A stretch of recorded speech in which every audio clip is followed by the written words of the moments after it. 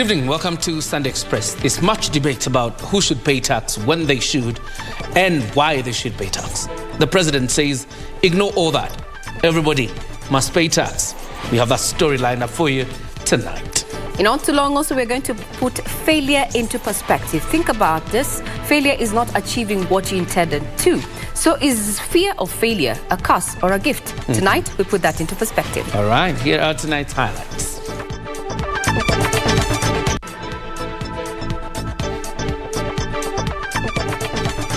Whatever region you come from, whatever religion you profess, all of us, we have built a consensus that there will be no waiver of taxes for anybody. To pay or not to pay taxes. President William Ruto says he will not relent in the push for everyone to honor tax obligations. Azimio takes on Kenya Kwanza administration. Opposition leader Raila Odinga maintains that there are no tangible solutions to economic challenges facing Kenyans.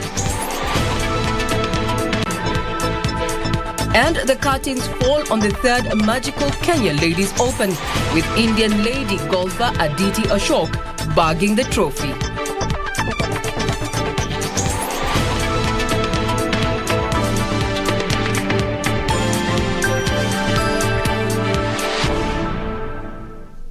Our sign language interpreter tonight is Byron Abuli. My name is John Jacob Kioria. Welcome to the broadcast. And I am Regina Manyara.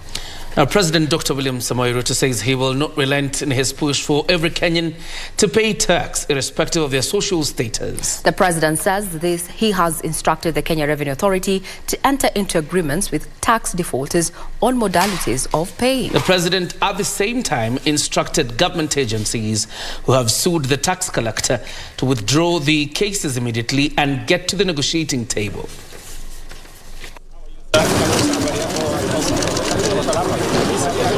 At the Mega City Deliverance Church in Roy, President William Ruto, accompanied by his deputy and a host of leaders drawn from the National Assembly and the Nairobi County, attended a church service.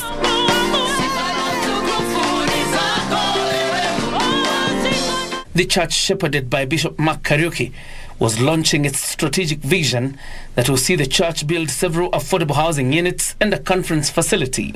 Katika Deliverance Church tumekata kauli, tulisikia wito wako wa kupanda miti, na sisi tumejitolea tutapanda 2 million trees. In fact it's not 2 million, it is 1,999,000 kwa sababu umepanda moja leo. It is here that President Ruto appeared to respond to those who have criticized his stance on the payment of tax.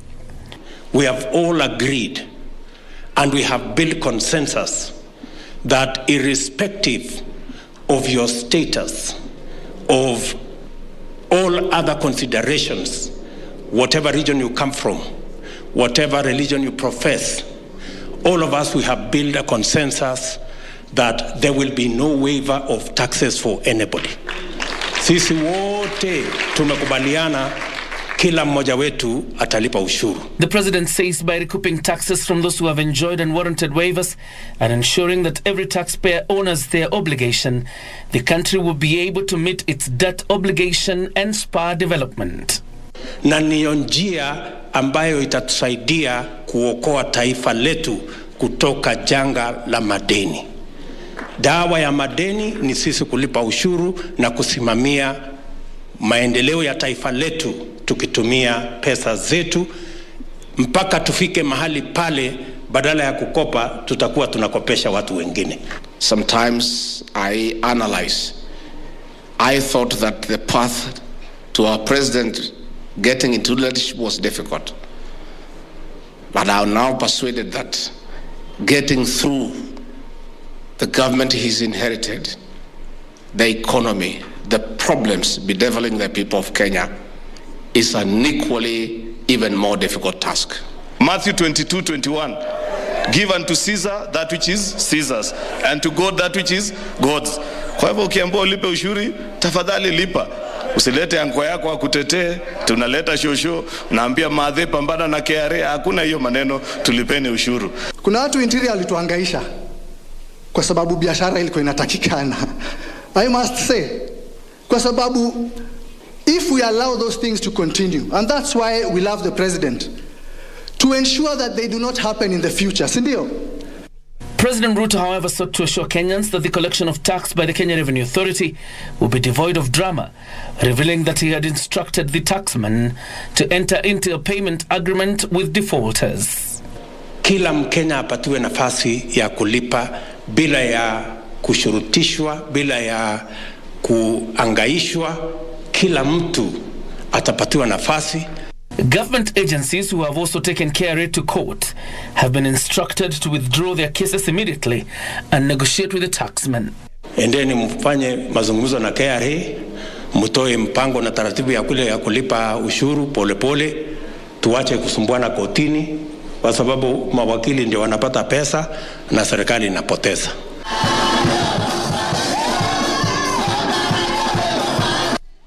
That was happening in church, the debate in regard to matters of taxes. Now remarks by former First Lady Mama Ngina Kenyatta refuting allegations of tax evasion by the Kenyatta family continue to elicit mixed reactions from a cross-section of leaders. Well, some are calling for stiff measures on the family and other tax defaulters. Some are calling on the Kenya Kwanza government to stop the alleged witch hunt and instead focus on the high cost of living and other issues facing the country. Unatakiwa kulipa, lazima hiyo vitu yako itashukuliwa, itauzwa. Si ndio hiyo sheria ya serikali? Kwa hivyo hakuna haja na ile laini ya kufanya kazi, hiyo iko. Hakuna mambo ya ati kuharibia wale wengine majina na nini. Former First Lady Mama Ngina Kenyatta speaking in Lamu County on Saturday to set the record straight over tax evasion allegations.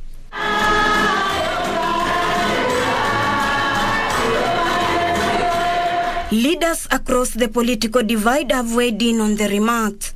A section of Kenya Kwanza leaders urging President William Ruto to crack the whip on former senior government officials who failed to pay taxes as required by law. And we are requesting the president, please move with speed. Let everybody pay tax. Rais Kenyatta alipe tax. Raila Odinga alipe tax. Na wakienda sana kamata wao wawekwe ndani. These are some leaders led by Vihiga Senator Godfrey Ososi have come out to defend the former first family, reading political witch hunt. Kila Jumapili wanafanya mikutano ya kanisa ile inaitwa Thanksgiving kwa kila county. Na kwa hiyo mikutano sio mambo ya Mungu ambayo inaongelea, wanaongea mambo ya Raila, wanaongea mambo ya Azimio. Ni siasa tu. Kwa nini mnatafuta vijisababu? Mara mnasema Uhuru Kenyatta. Safina Party leader and former presidential candidate Jimmy Wanjigi urged the government to deal with retired President Uhuru Kenyatta. Kijana ingali yuko Uhuru, tafuta yeye. Muachane na hiyo ya historia ya Jomo Kenyatta na mama, hatutaki kusikia. Tumekuwa kwa hii nchi, tumeona mengi. Wengine walianza namna hii. Kama shida yenu ni pesa, ni nani anafanya biashara hapa Kenya? Sio Mkikuyu. Kama shida ya nchi ni pesa, unataka kutatua hiyo shida. Tafuta Mkikuyu akuonyeshe vile unatatua hizi maneno. President William Ruto's administration said it's probing at least 300 companies associated with powerful individuals in previous regimes for evading tax. This amid pressure to increase annual revenue collection to 3 trillion shillings to tame rising debt and fund multi-billion shillings project. Ruth Wamboi for Sunday Express. Let's stay a bit on the politics of tax. Azimio la Umoja One Kenya leader Raila Odinga maintains President William Ruto's government is not legitimate. Now, at a public rally in Kamukonji grounds in Kibra constituency on Sunday, Raila faulted the Kenya Kwanza administration for failing to address economic challenges facing Kenyans, among them the high taxation. The Azimio la Umoja One Kenya consultative rally at Kamkunji grounds in Kibra, Nairobi.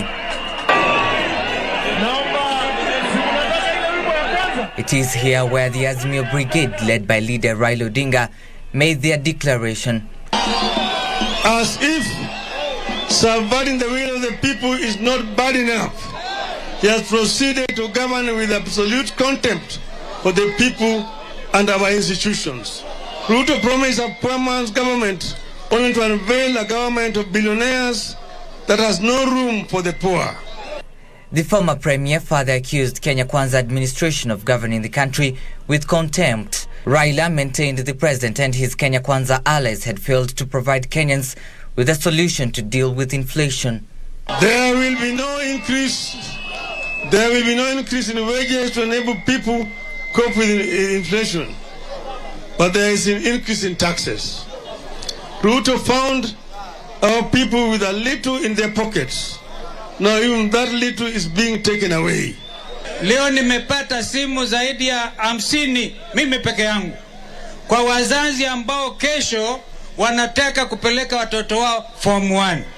Hawana pesa, hawana namna, hakuna chakula, mtoto ndio huyo, na huku baba alikuwa amesema kuanzia mwezi huu watoto wa Kenya wote wako secondary school watasoma bila karo. Hii vita ni vita ya wananchi, sio vita ya baba Raila Amolo Odinga. Ndio sababu tumekuja hapa siku ya leo. Vile tulisema kule Kamkunji, we will not move on as a nation without electoral justice. Mko na sisi kwa hiyo. Kuna wale walijiingiza kule State House, walitudanganya ati nyuma ya siku 100 bei ya unge itashuka. Walisema hawakusema. Bei ya sukari itashuka. Walisema hawakusema. Dubbed People's Baraza, the meeting is the third public rally organized by Azimio Brigade this year.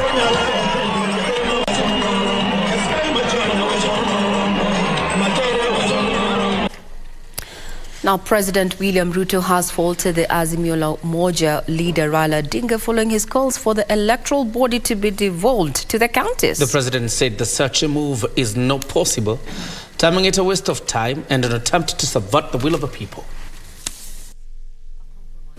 During the Leadership Annual Conference and Awards in Abuja, Nigeria, Azimio la Umoja leader Raila Odinga proposed that elections in Kenya should be overseen by the counties. Odinga saying that the current centralized election management system in Kenya paved way for credibility questions. He also wants political parties to second their members to be part of the electoral body. The same demands resonating during the Azimio rally in Nairobi's Kibra estate. Na tumesema sisi tumependekeza tutaki tume moja ambayo inakaa Nairobi hapa kama hii ni. Nataka kila county iwe na tume ya uchaguzi. Nairobi yuko na yao, Kiambu yuko na yao, Mombasa wako na yao, Washirigisi wako na yao, Machakos wako na yao, Kisumu wako na yao. Unaona? Wakishahesabu kule matokeo inatumwa hapa na hapa, tunajumlisha tu. Tunajumlisha sawa. During a stopover to address members of the public in Nairobi, President William Ruto took issue with the recent proposition, saying that it had no basis. Si mambo ya uchaguzi tulimaliza. Sasa mimi nataka ati wale jamaa ati nimesikia wanasema ati hawataki tena uchaguzi ifanyike kwa polling station. Ati wanataka uchaguzi ifanyike ati kwa county. Mimi nauliza nyinyi, mnataka turudishe uchaguzi kutoka polling station tupeleke kwa county? Ati Mudhi ya kitendawili anasema ati anataka ati avunje IBC apeleke huko chini. Mimi nawaambia hawa jamaa, please, mnapoteza wakati yenu. The president maintaining that elections were a reflection of the will of the people and are decided at the various polling stations once Kenyans cast their ballot. IBC haichagui mtu.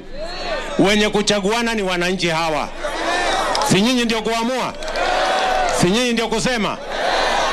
Si nyinyi ndio kuamua? Sasa niliwaambia hawa watu watajua hawajui. Mpaka saa hizi hawajui. Ati wanasema wanagombana na IBC. Mnagombana na IBC kitu gani? Na sio Kware, Sunday Express. This is very interesting and probably takes you back to so many years ago. Musicians and gospel ministers gathered at the St. Andrew's PCA Church in Nairobi to honor legendary gospel singer Mary Atieno. Mary is visually impaired and is among the pioneers in gospel music industry. The mother of three, who is also a teacher by profession, started a music career in 1979 and has inspired many through her music.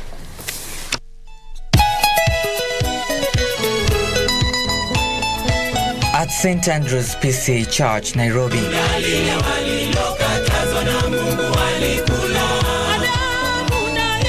artists and fans gather.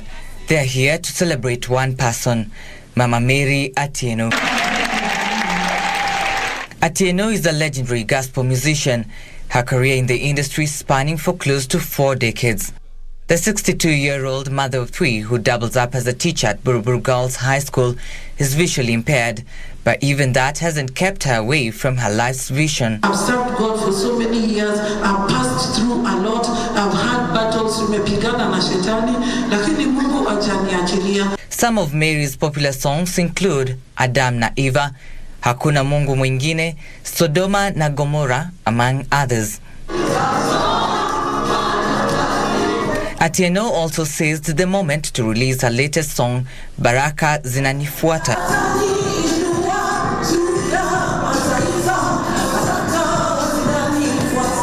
Musicians hailed her as a minister of God who has prioritized ministry rather than fame over the years. Mary Atieno tulikutana naye VOK wakati huo, kwa sasa hivi ni KBC, kwenye kipindi cha Joy Bringer na Sing and Shine kilichokuwa kinaandaliwa na Karanja Kimwere. Tumeona ni wazo zuri kwamba ni vizuri kuwasherekea watu wanapokuwa hai, tusingoje mpaka watu wameondoka ulimwenguni ndipo tunasema mazuri yao. She has touched the lives of many, and today this is a very auspicious occasion to her as Mary Atieno, the legendary, and also to me and to her family at large.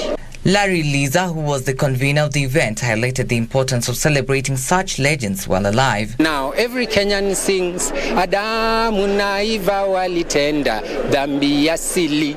And so I felt that Mary hasn't been honored the way she deserves to be honored in Kenya and the world, and decided to bring together a group of friends and a host of artists to just honor Mary. Speaking to KBC, Dr. Ezekiel Mutua, the Music Copyright Society of Kenya CEO, said the society was working on streamlining policies that would help curb piracy as well as ensure veterans in the music industry live dignified lives. And I know they have not been getting their royalties as they should. We have been having challenges of collections because of lack of license and because of lack of policies to fight piracy and so on. Because they can't just keep complaining. We've been hearing the stories of artists complaining they're not paid, the government doesn't care about them. I want to assure them that I'm here to bring reforms. I want to assure them I'm here to ensure that musicians are not just famous, but they also have money in their pockets. It will take time, but we are already moving very well with the new government and working together to unite them first of all, because they must be united and speak with one voice. Trevor Ngendo for Sunday Express. I don't know why, I don't know about you, but do you wish you were in that event actually? Yes. Those are gospel songs that you grew up with. When you say Mary Atieno, Munish there, then also the Kasangas. That's when actually gospel music was gospel music. Absolutely. And the stars of the gospel industry are making it there. You've seen the likes of Sarah Kay and wonderful ministration by Mary Atieno. There's the point where we take a breather, but of course when you come back you have an interview, Regina. Yes, we're talking about failure and how we can convert failure to positives. Absolutely.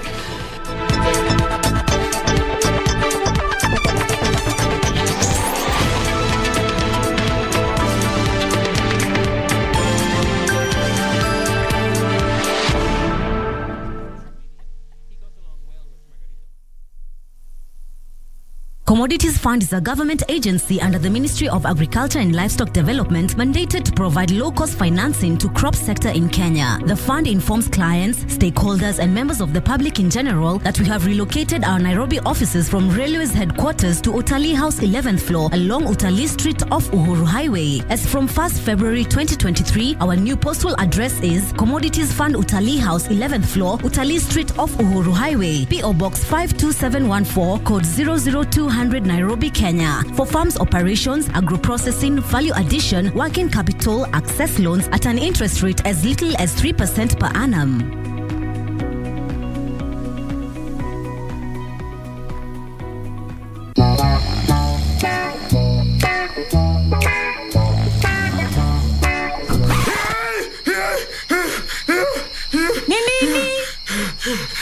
Nimesahau kucheza Loto Moto. Usisahau kucheza Loto Moto. Shinda milioni 2 kila siku kwenye M-Pesa. Chagua lipa na M-Pesa. Paybill number 757070. Account number andika neno Loto. Kisha weka star na nambari yako ya simu. Weka kiwango chochote cha pesa kuanzia shilingi 50 hadi 2,000. Aulali. Lipa kisha subiri draw. Welala. Nitakutimizia ndoto zako. Milioni 2 usiamini.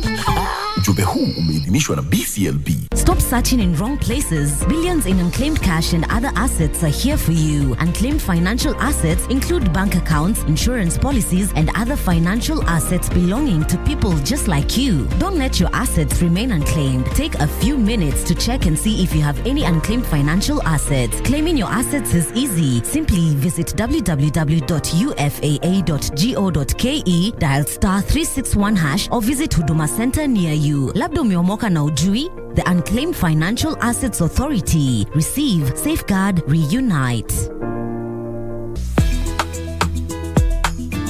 Wewe ukiangalia wewe ni customer wa Fao. Of course customer wa Fao kuna vile tunambatianga treat. Fao ndio? Wewe ujuiwa. Wewe baya yako ni shamba bwana. Alafu nitafutia nini sasa? Lakini saa zingine unapatishia mtu sauti paka watu wanazofikiria kuna vita ama fujo. Saa zingine legesanga sauti kama hadija kopa. Lakini mama, unajua sisi tunawaelewa, tushachanuka. Kwa mama kama nyinyi tunawaelewa, mmekuja hapa kuipa. Hapana. Unajifanya mama ati tutachua wewe ni mwizi. Mama kama mzuri. Unaona hata picha yake kananga.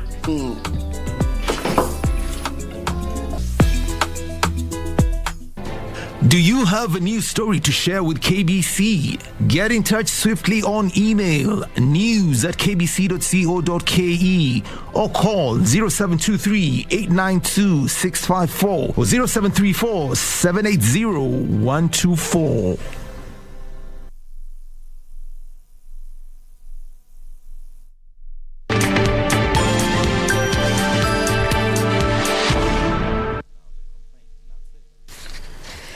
You're still watching Sunday Express. Now, Christian faithful gathered at the AIC Kibera grounds to show love through a blood donation in line with the month of February. By Rand Lee, head of Shinshioji Church of Jesus, they encouraged Kenyans to express their love to fellow Kenyans through donating blood. And as Pauline Nasimi reports, the event will not be a one-time.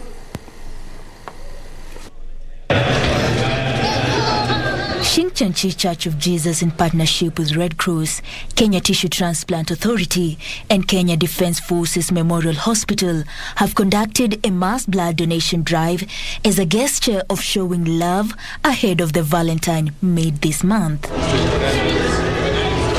Led by Ryan Lee, head of Shinshioji Church of Jesus, the group say that this month Christians have decided to show love by donating as a sign of love to mankind. As you know, our Lord Jesus shed his blood and saving lots of people, right?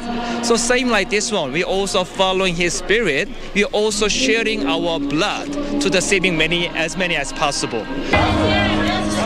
They added that the best way one can show love is by saving a life.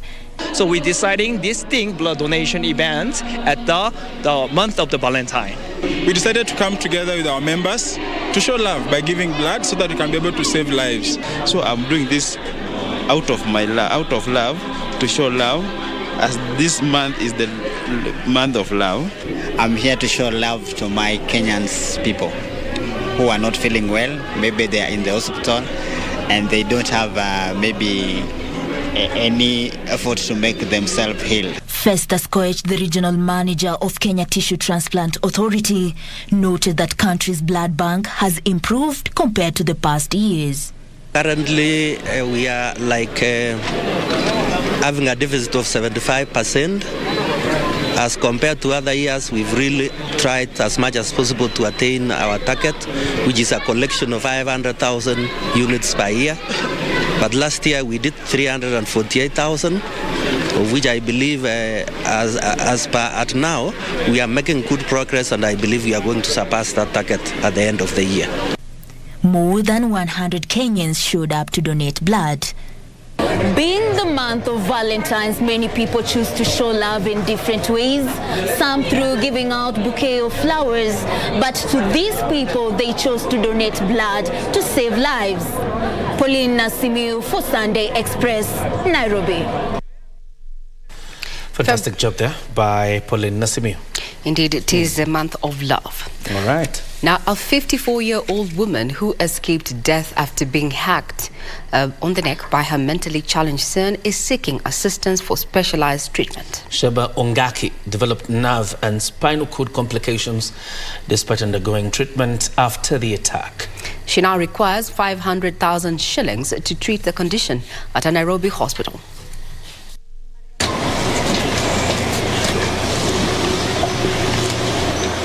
At the home of Sheba Ongaki at Nyamataru village in Kitutu Chache Central, Kisii County, a machete attack in 2018 left the mother of three unable to work or perform other duties on her own. The family was forced to sell property, including a house and piece of land, to settle the initial medical bill of 3.4 million shillings. Nikao nimepeana shamba. Juu sasa hata hospitali ilikuwa inanisukuma inakujia hiyo shamba. Auction. Sasa the best thing niliona ni kama pesa uza kwa sababu sasa hiyo pesa ilikuwa mingi. Sheba is not fully healed. Spine imepona. Lakini kuna discs mbili kwa mgongo ambao nataka aende another expensive surgery ambao inatakiwa niwe na 500,000 shillings ndio aishi a normal life. Niache kuteseka both usiku na mchana kumlinda juu sasa ajisaidii kivyake. She needs help to get further treatment. Na request ile njia itaweza kutufanya tupate hiyo pesa aende kwa matibabu juu sasa daktari amesema ataishi a normal life again. Hii mama tumetoana mbali na minus yeye sasa naona kama hiyo maisha yangu sasa hakuna naye. Donations can be channeled to Cooperative Bank, account number 01116451714600 or M-Pesa number 0722814267. Nansio Kware, Sunday Express.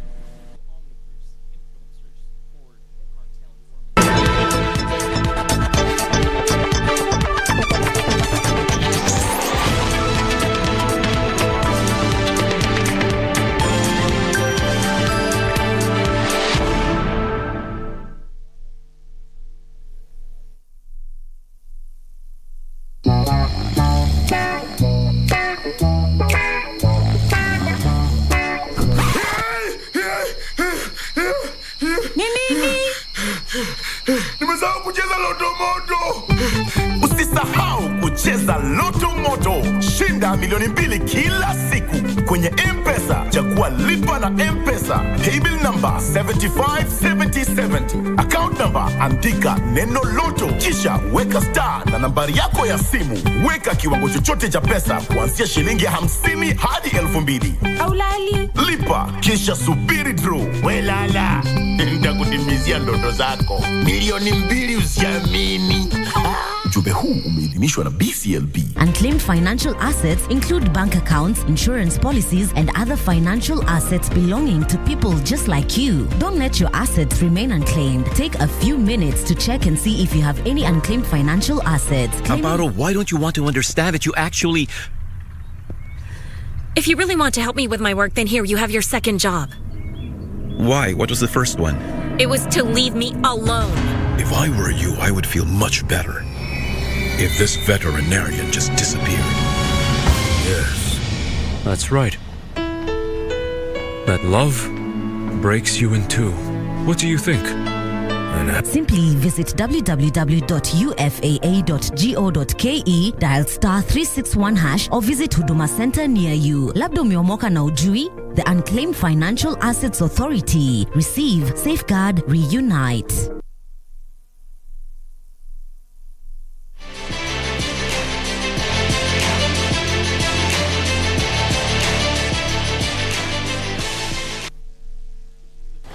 All right, time for us to get sporty. India's Aditya Shock sustained supreme form in the final round of the 2023 Magical Kenya Ladies Open on the PGA Baobab course at Vipingo Ridge to win the third edition of a tournament. 44, taking her total for the Magical Kenya Ladies Open to 12 under par 280, a phenomenal 9 shots ahead of her nearest challenger. Aditi made her intentions clear early in the tournament when she opened her challenge with an emphatic score of 67 for clear of the next golfer. And if her opening round was emphatic, her second, where she carried 70, was solid. Her third round, where she ended the day with a round of 69, was steady, and the final round completed her 4-day streak of stellar performance. The 24-year-old came into the tournament with the disappointment of 2019 still fresh in her mind, when she came agonizingly close to winning the inaugural Magical Kenya Ladies Open, only to finish second behind Esther Hanseleit by 1 shot. Finishing tied in second place was 18-year-old April Angurasarani from Thailand, who ended her campaign with a total score of 3 under par 289 to mark her best finish at the Ladies European Tour tournament. She shared runner-up honors with Englishwoman Alice Hewson, who carried 70 on the final day to match the overall 3 under par score. Tournament favorite coming into the week, Esther Hanseleit from Germany, saw her hopes of grabbing a 3-peat shattered after ending her campaign with a score of 78 to take her total for the event to 4 over par 296, leaving her tied in 17th place. Kenya's Naomi Wafula, who made history by being the only Kenyan player to make the cut at the tournament since its debut in 2019, finished in 56th position. And now, as the Africa Cup of Club Championship hockey tournament draws near, Kenyan teams that made it for the championship are polishing their sticks, ready to take part in the continental event. The event will be held in Nairobi between the 13th to the 19th of this month at the Sikh Union's Dashmesh Hockey Stadium in Nairobi. The top 3 teams in the men's and women's hockey Premier Leagues booked automatic tickets to represent the country at the African Club Championship. Butali Warrior Sugar, Kenya Police and Western Jaguars will feature in the men's competition, while Strathmore University Scorpions, Blazers and Kisumu Lakers will feature on the women's side. Butali Sugar Warriors and Kenya Police were the 2022 champions in the men's Premier League and first runners-up respectively. We've always been ready for this, and thankfully it's here, so we want to give our local base here something to be proud about. So we've stepped up since we've come here. The intensity has been good. The Warriors have maintained a winning streak for the last 4 years in the Kenya Hockey Union Men's Premier League and are optimistic of doing well in the event. We have a big pool of players to choose from. I can't say reinforcement per se, but we are bringing in some players who have played for us before and have played in the Olympics. Kenya Police, on the other hand, last participated in the tournament when Kenya hosted the event in 2016 at the City Park Hockey Stadium. We are trying to sharpen on our striking part and the defensive. Most of the time you can see we don't concede a lot, but the problem we are having, the most undoing, it's the scoring part. So we are trying to work on that so that we can polish. Then when we go to the competition, we are well off. The police team settled for a silver medal, having lost 3-2 in the final to Eastern Company from Egypt. With a lot of changes having been made in the team, they are positive that this year's championship will bring better tidings for them. Amendo itapatikana kwa polisi. Yeah. Tamasha number 1, number 2. Lakini mpaka tupate mendo. Kenya Police won the 2022 Gold Cup Clubs Invitational Hockey Tournament champions after defeating Ghana's Exchequers 2-1 in the final that was also held at Dashmesh Stadium. Nora Mwangi for Sunday Express. In the meantime, AFC Leopards extended their unbeaten run to 6 matches in the FKF Premier League after holding Nzoia Sugar to a barren draw at Sudi Stadium. Ingwe have not lost a match since the 14th of last month when they were beaten 2-1 by Wazito FC and lie 7th in the league standings with 21 points. On the other hand, Nzoia Sugar are second with 27 points, same as Gor Mahia, which has a game in hand. Meanwhile, Alvis Rupia scored the only goal as Kenya Police narrowly beat Bidco United 1-0 at the Nyayo National Stadium to move to 5th place in the standings. In another match, Stapud Othiambo was on target as the Lindsay Stars overcame Vihiga Bullets 1-0 at the Buhungu Stadium.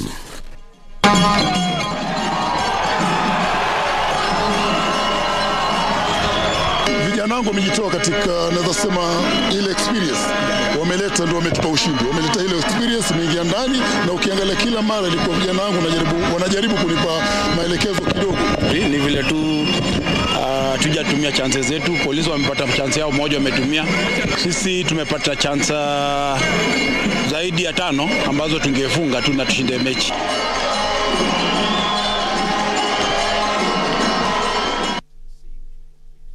Now, Morocco football success could be attributed to heavy investment in football structures and facilities. The investment paid off last year when Moroccan clubs won all continental trophies for both men and women, besides the Atlas Lions finishing 4th at the FIFA World Cup in Qatar. Our reporters in Morocco have this story. The 2025 host for the Africa Cup of Nations tournament is set to be announced next week by the Executive Committee of the Confederation of African Football CAF. We've seen the infrastructure and also the playing surface. It is ahead of the game, and for sure it is bidding to be given the hosting of this tournament for a record second time since 1988, when it last hosted the biennial tournament here in Morocco. We have proposed 6 stadiums. It was Agadir, Fez, Tangier, Rabat, Casablanca, and Marrakesh. All those cities have very good facilities for football, but also for hosting people, the hotels. We have very good mobility. Among the countries that has placed their bids to host the tournament are Morocco, Zambia, South Africa, Algeria, and a joint bid by Nigeria and Benin. Morocco is optimistic in its bid and believes it will be given the honor to host the tournament for the first time since 1988. According to Omar Hayari, the advisor to the Royal Moroccan Football Federation, they have a strong bid following the country's good performance in last year's FIFA World Cup in Qatar, coupled with good infrastructure. We will continue to share with other football associations our infrastructure, the Mohammed VI Football Complex, because if Morocco wants to be better, we need all the African football associations to be better.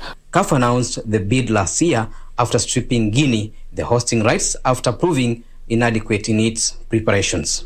From Fez Stadium in Fez City, my name is Dismas Otuke.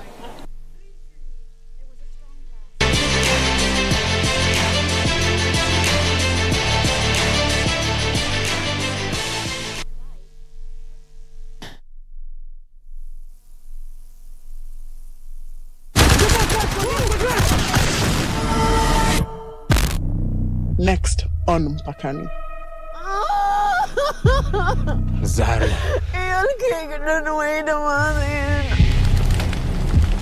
Naburan? We recover 4 adult remains. 3 male and 1 female. Waharaba ini wada dintan. Waina kashake no korshada wain.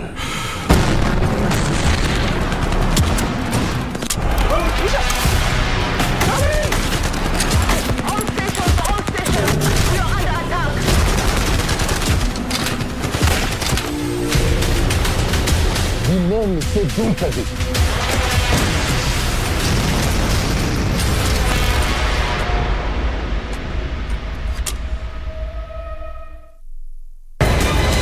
It's the third round of the DFB Pokal, a mini Revere derby in the DFB Cup. You see for Mukoko! Lozier's in there and scores! This is an old-school raw pot battle. 5-time winners against 2-time finalists. Fantastic save from Gregor Kobel. The raw pot battle, only one can go through.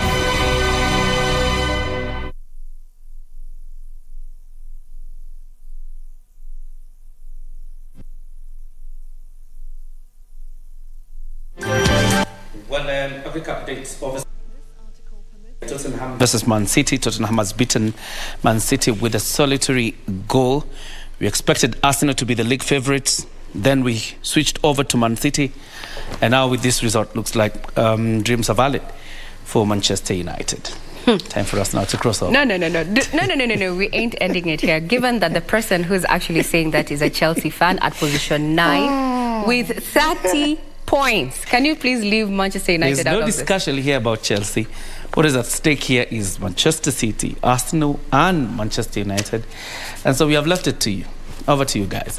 Right now, let me hand it over to you, Regina, obviously for the conversation on the fear of failure.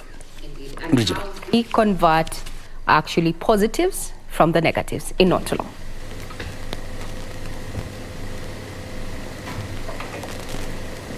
Now we move away from matters of sports and losses. That's the game of sports and how it is. We have losers, we have winners. But now in the game of life, failure is actually not achieving what one had intended to. And we understand there's a condition actually that is associated with this, and this is fear of failure. So this is achiphobia, where someone actually has an intense fear of failure, and those who have find themselves in this condition are more reluctant to either growth or even trying again. That's where we find ourselves in the conversation that we're having. So let's start off with you, Rahab. Kioria, you're the founder of Failure Stories. Yes. From where you sit, fear of failure, how has it shaped your career?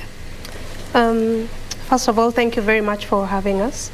I think fear of failure is the thing that just holds us back from achieving what we're capable of achieving. Yeah, the minute you're afraid to take that first step, the minute you're crippled by fear, because and it's just pretty much fear of the unknown, you know, because we're always told to just take that first step. Yeah, and it's what we're trying to do is to just sensitize people that yes, failure is inevitable, you know. For as long as you want to be successful, at some point you will fail. Yeah, so it is just to be confident and be aware that failure isn't final, it isn't fatal, it is just part of the process. It is part of the process. Yes. Now, Michelle Mira.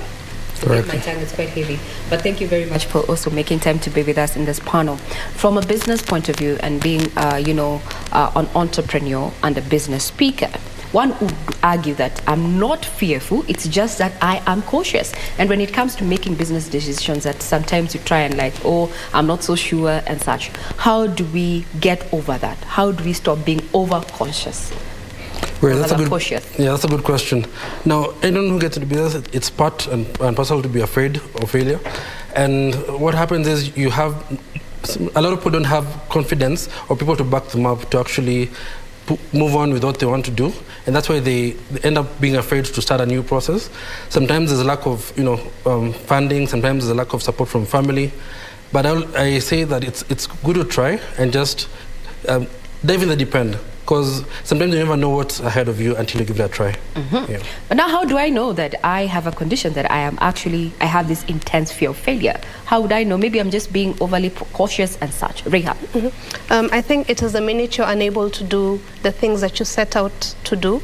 Like, say, for example, if you've always wanted to start this business, like, you're good at something. Maybe you're good at social media management, or you're good at tailoring, or whatever it is, baking, yeah? But you're just afraid to take that first step. And that is how, like, you just keep saying, oh yeah, I'll register the company. Procrastinating, yeah. I'll register, I'll do this, but you just end up not doing it, yeah. It's just that crippling fear, because I think the minute you do it is when you'll realize, you know what, it's not so bad, yeah. Now let's delve into the life of Rahab. I mean, after 8 attempts, it is at that point where you did a turnaround, there was a turning point in your life. Yes. What was your motivation? My daughter. I can tell you that at some point in my life, I invested everything. And you see, as an entrepreneur, you just go all in, and because you have this great idea, according to you, and then you fail to take the steps, because in as much as you have a good idea, there's steps that you have to follow. Yeah, you have to do your market research. You have to know whether this product or service that you're offering, is it even required in the market? Yeah. So the minute I failed to do all that, and then I invested everything, and by the time you come into the realization that yes, you've actually failed, depression is not very far from you, and you just sink into this really terrible depression, and it takes everything you've got to just get yourself out of it. Yeah. And that is actually one of the reasons why I decided to do failure stories, because I feel like I'm so good at failing. Like, I have mastered the art of failing. I have mastered the art of failing. 8 businesses. I'm sure there's people who've done more, but what I learned when the minute I started conceptualizing this idea of failure stories is that the next time I did a business and I failed, in the midst of that failure, I took stock. Like, it was very easy for me to just cry, because, boy, I wanted to cry. I wanted to just curl up and just cry. But I said, okay, fine, let me see what I did wrong, okay? Was this a correct market for me? Maybe not. Did I do research? No. Did I market this event or whatever? No. So at that point, you're like, okay, yes, I've failed, but I failed because of 1, 2, 3. Meaning, going forward, okay, now I'll be able to do better. Yeah. Now, doing better, because no one likes failing. Honestly, no one does. We do not set out every morning to fail. We want to win, and we are happy when we're winning. Now, Michelle, when we're talking about entrepreneurship and also the cost it takes to set up a business, as I said, there are things that she's learned in her experience. You have to do a market survey. You have to follow the due process, actually, especially if you're getting into business. But now, what if you find yourself in that situation? You've invested, you're stagnating because you can't invest more, you're not getting profits, and you also can't back out because you've invested too much. How do you make positive of that situation? Because a majority of startups, it indicates that they do not go past 5 years since they opened up shop. How do we learn to survive that scope? That's a good question. As an entrepreneur, one thing that is very important is for you to have a crocodile skin, a very thick skin. Oh, thick skin. A lot of people just think you just get into business and it's success overnight. It doesn't always happen like that. I'll give you an example. My first major business is we had 4 partners, and we invested in a bar and restaurant, and we put about 600,000 shillings on the table. And to cut the story short, in 3 months, we had issues with the police, we had issues with the landlord, and we had to shut it down. And from that experience, I realized that you can actually move on. If it reaches a point where you're saying this is not working, just go back to the drawing board, sit down, and take your time to think about it. You don't have to continue doing something that is not working for you. You can always do something better. If maybe say you feel like maybe you are a good cook, you can try catering. It doesn't mean that maybe if you thought that I would be a good maybe in matatu business, for example, it's okay to actually go and strategize. List down, in my experience, I'd say list down about 4 businesses that you think you can actually try and focus on them. Majority of entrepreneurs skip from one business to the other. They try this, it fails. 3 months, they try something different. So in 2 years, they've tried 10 different businesses which are not working. And a lot of people also see their friends. You see your friend that started an M-Pesa shop, you also want to try that again. It's very important to try and limit the number of businesses you can actually invest in and focus and keep trying until you get to where you are. Now, there are those who do not. They find themselves, they have a brilliant idea, a bankable idea. What we term as a bankable idea. However, execution, somewhere around it fails. And they lack the crocodile skin, as you've said. We've seen the statistics. It's the young people who end up getting depressed, or even worse, committing suicide. Now that you're the founder of Failure Stories, how do we deal with this? You know, when we can't give up, life is still priceless, but we're finding it easy to take our own lives. Yes, and that is the main reason why we're doing Failure Stories. Because if I share my stories, maybe there's someone who thinks I'm successful, and they think that I just got there out of sheer luck, yeah? But if I share my stories, my failures, that time when I was deep in depression and I made all these mistakes, but the things I did to get myself out of it, yeah? Someone is able to feel like, you know what, maybe it's not too bad, yeah? Maybe if I do the same thing this person did, then I can also get myself out of the situation. And a lot of what I've seen and a lot of what is out there is just success stories. And the thing with success stories, they just inspire you. You're just wowed by them. Actually, I saw a meme online, and someone was saying, I started this business with nothing. Then someone queried, what is the value of nothing? This is the aspect that we do not talk about. How much did it actually take for you to be successful as you are? And these are conversations we do not have. Exactly. And that is why you see a lot of times when all these very successful people, I don't want to mention any names, we just know the glam, we know, but they never really tell us the struggle. The struggle. How did you deal with your Kioria issues? How did you deal with, I don't know, licensing? How did you deal with all these things? Because a lot of people, you just have this great idea, you go in, and then you realize, I have like 75 licenses I needed to have applied for, yet you've already invested, maybe you've sold your stuff, or maybe you've gotten investors. How do you start explaining to your investors that, oh yeah, I forgot there's like 2 or 3 licenses I needed, so now we can go on, yeah? So the thing with Failure Stories is like, let's all come together. Successful entrepreneurs, people who've made it, people who've, you have epic failure stories. Like sometimes I share my stories and I just laugh at myself because I'm just thinking, okay, that was a dumb idea, So let's come together, let's learn from each other. And then it's also a way to just decompress, because I feel like this life, it can be really, and the life of an entrepreneur is very lonely, It's lonely, it's a lonely journey. Yes. And those people you expect to support you, your friends, family, colleagues, are the least. They will be nowhere in your success story. Trust me, it's someone who actually has taken a chance, someone who hasn't interacted with Michelle or Rahab or Regina, that is going to invest in that. Now, creating these synergies where successful stories, failure stories come together. Have you seen it change the dynamics when it comes to, opening up minds of people who either are finding themselves in this situation or they're actually headed into that from an entrepreneur point of view? Michelle. Great.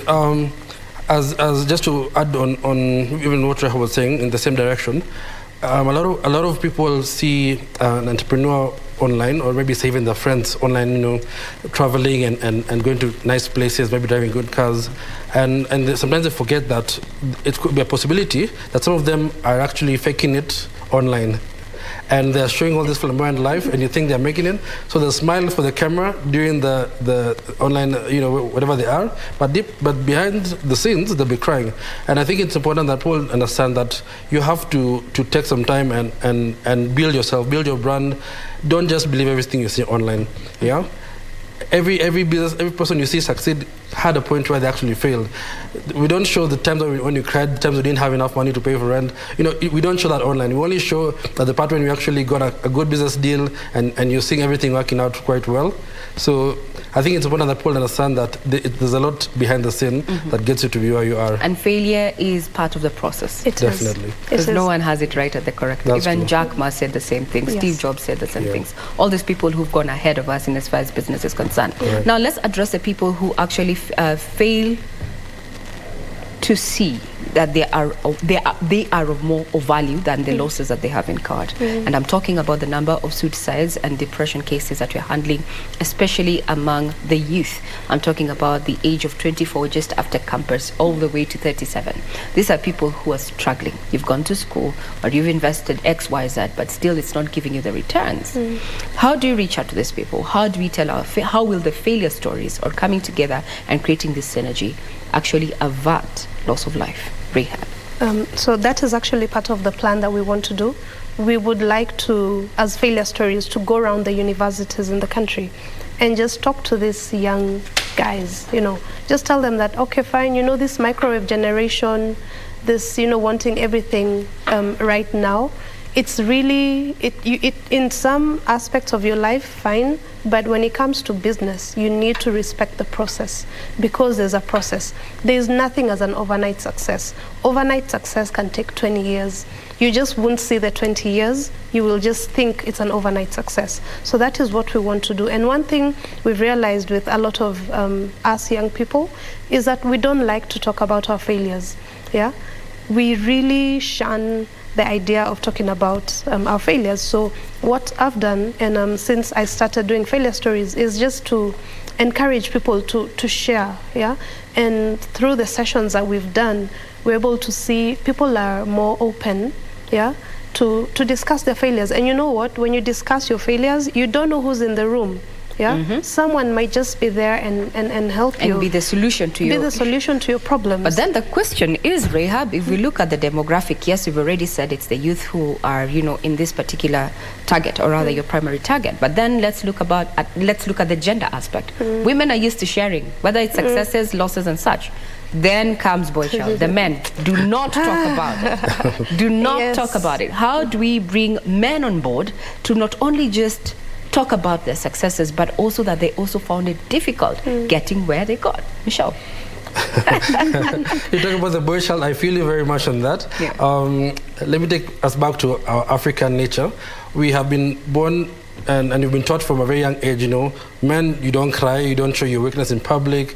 So a lot of us gentlemen have grown up not being able to be vulnerable in such situations. But I think it's important that we actually get to that place where we actually, as a man, you accept that I'm vulnerable, and I can fail, and you move on from there. It's a working in progress, but it's very important even for guys to actually get off the old way of thinking and actually say, I failed, let me come up to the table. I'll give an example. I have a friend of mine, he's a Muzungu, and what I like about him is he had a very good job. He was making 800K per month in Nairobi, but he lost his job. But he didn't go into depression and close himself up. He actually came to me and told me, my brother, I've been laid off from my work. Do you have anything that we can work together? Even if I can get a 50K per month, let's do something together. But as African men, we don't have that. We shy away from that. So I think it's important that we can actually look into being open and being vulnerable, especially as men. As men. Yeah. Now, as we come to a conclusion to this conversation, we want to hear from you, Rahab and Michelle, about this particular campaign and who you're targeting and what is your main objective at the end of the day. Rahab. Okay. So Failure Stories is targeting the youth, this Gen Z and them. So we're not just targeting them only.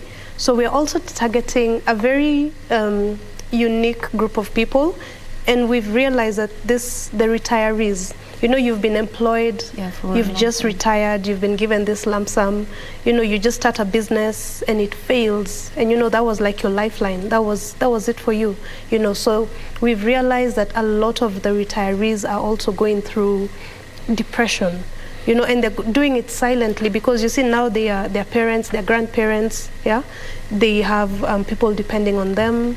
So that is also another group of people we also want to reach out to. But our main focus right now is the youth, because there's a lot of get-rich-quick schemes out there. So what platform will you be using to reach out to your target audience, the youth? So we are on social media, and then we also want to do a county tour. We want to go from county to county to just bringing together the universities in this county and talking to the youth, talking to the students, and just sensitizing them on the fact that life is not about getting rich quick. There's a process that you have to respect, and then realizing that at some point you will need to start a business. Not everyone is going to be absorbed into the job market, so a large percentage of them will have to go into business. There's people who have really great ideas and they want to start. We also want to see whether we can get partners.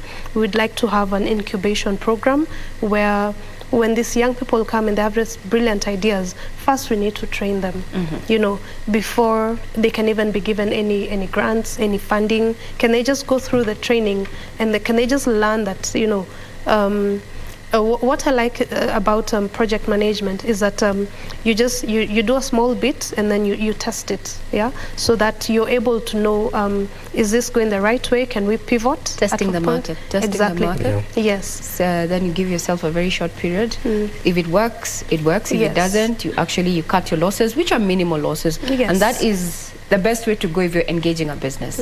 I once engaged an old man doing business and said, a bankable idea is good. Capital is good. Even if you don't have capital and you have people who actually are backing you up, it's okay. But the question is your business going to sustain itself? Yes. So actually he advised, if a business cannot pay its operational costs, including human resource, as well as products and such, cut your losses as soon as 3 months. People stretch it to 6 months, but 3 months, looking at the economy. Yes. Parting word, Michelle, when it comes to matters of, how do we jumpstart ourselves after failing? Great. We need to immerse ourselves in positive energy. We're surrounded with a lot of, sometimes even our friends and even our closest family members are the ones who hinder our success. They're the ones who are quick to tell you, this cannot work, don't do this, yeah. Or so and so did it, exactly, that failed. It didn't work. Yes. So it's important for us to immerse ourselves with positive thinking.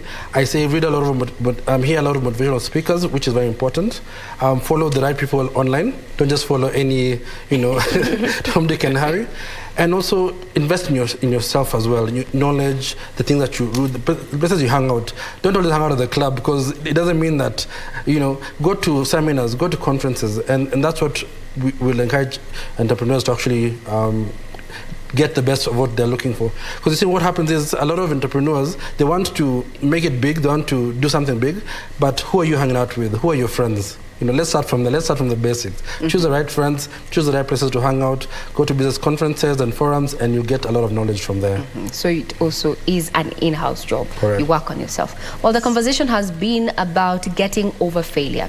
And the truth of the matter is nothing comes easy. We have to trust the process, but also we have to work at investing in ourselves. At the end of the day, life remains priceless. There's no price tag to life. So as much as you're dealing with those challenges, let's speak up. Men, women, let's have this conversation and create synergy. My guests this evening have been none other than Rehab Kioria, who is the founder of Failure Stories. Thank you very much, ma'am, for making time, as well as Michelle Libamira, who is an entrepreneur and business speaker. We've appreciated your time and your input, and we look forward to be part of that particular campaign.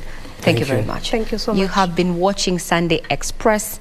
I've been your host, Regina Manyara, as well as John Jacob Kioria, and our sign language interpreter there tonight has been none other than Byron.